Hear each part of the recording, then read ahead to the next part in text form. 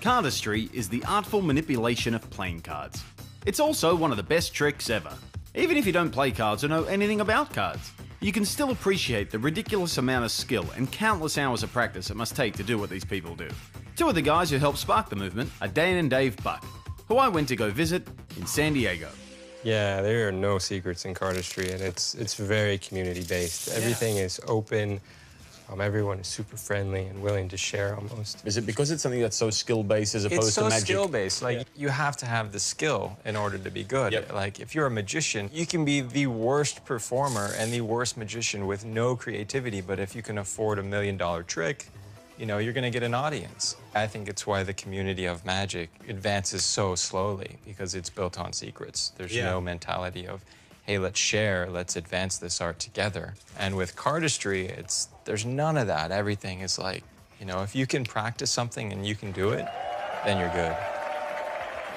You know, when we first got started, we only knew a few flourishes from the books on these shelves, and there's only a handful of them. The foundational flourishes we learned was Chris Kenner's Sybil, and we loved it and took it and started adding packets. Chris Kenner is one of the greatest minds in magic, and also the guy Dan and Dave were just talking about. I published a move, a flourish, that I kind of came up with out of a necessity for a joke. I was doing a joke that I needed a punchline for. Okay. I wanted to do a fancy cut with a display. I wanted to be able to go, and the gag was, I would use the politician at the time, who was the most famous politician at the time. You display it, and then you go the Donald Trump cut.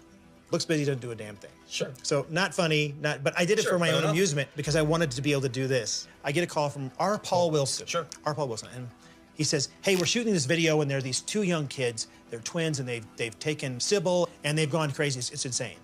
So I said, oh, cool, I'd love to see it. I saw him 10 seconds, and I'm like, okay, this is different. It was really the first time that I truly saw cardistry, like they call it now.